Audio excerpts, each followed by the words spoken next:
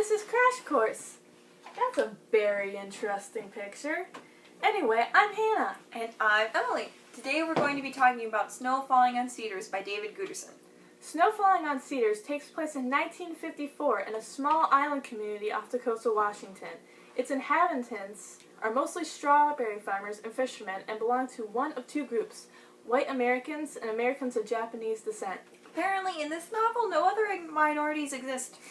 The story centers around the trial of Kabuto Miyamoto, accused of the murder of fellow fisherman Carl Hine. However, most of it occurs in flashback and testimony, exploring the relationships between the different islanders throughout their lives. For example, significant time is spent in the memories of Ishmael Chambers, a war veteran with an amputated arm, the island's only reporter, and high school sweetheart of Kabuto's wife, Hatsu. Ishmael is the character through which we learn about most of the other islanders, and he is the one who reveals to the reader the book's greater theme of the power of human will. Like, he's the one who tells us at the end of the novel that accident rules every corner of the universe, except the chambers of the human heart. See what he did there? Wink, wink, nudge, nudge. But our punny friend isn't the only one. Nels Goodmanson, Kabuto's lawyer, challenges the reader when he asks the jurors in his closing statement, "Will you contribute to the indifferent forces that ceaselessly conspire toward injustice, or will you stand up against this endless tide and in the face of it be truly human?" But through Ishmael's eyes, we also witness the two most powerful forces in a novel, nature and human will.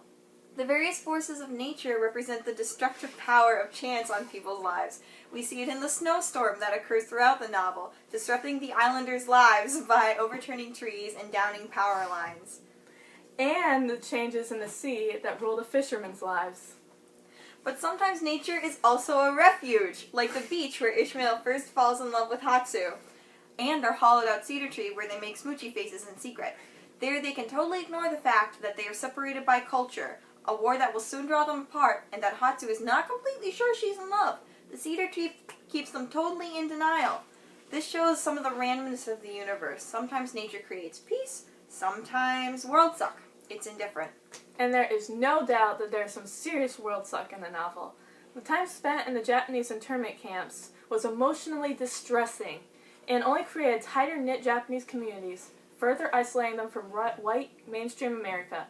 Racism was a significant factor in the arrest of Kabuto, and it's ironic because the deceased Carl Hine was of German descent, and that's the other villain of World War II.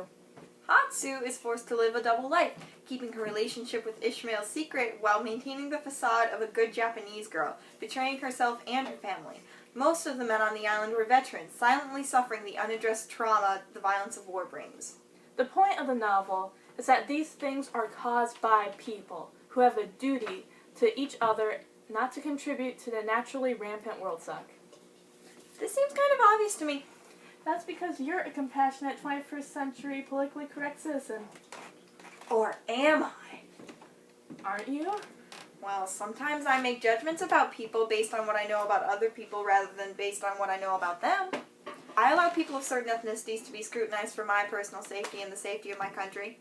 Well, Arabic people having to wait a long time in an airport isn't quite the same thing as gathering up all 8 Arab Americans and imprisoning them. But I see your point. It doesn't even have to be that extreme. It could just be avoiding a person in the hallway because they're different from you. And in order to interact with them, you have to exercise your mental capacity to be a compassionate, empathetic person. Oh my God! Or it could be the inaction of not sticking up for someone when they're not around. You're right. You are a terrible person. Hey, I never said that. Hatsu's mom's white people hating doesn't make her a bad person. She had a rough life in a hostile 20th century America, but she was contributing to the world suck in Ishmael and Hatsu's lives when she made Hatsu break it off with him. It's complicated. Snow Falling on Cedars gives us yet another reminder to be tolerant and compassionate. Even when it's hard, which is becoming more and more important as the world globalizes. Inaction in the face of world suck only makes it worse. Thanks for watching Crash Course, and don't forget to be awesome.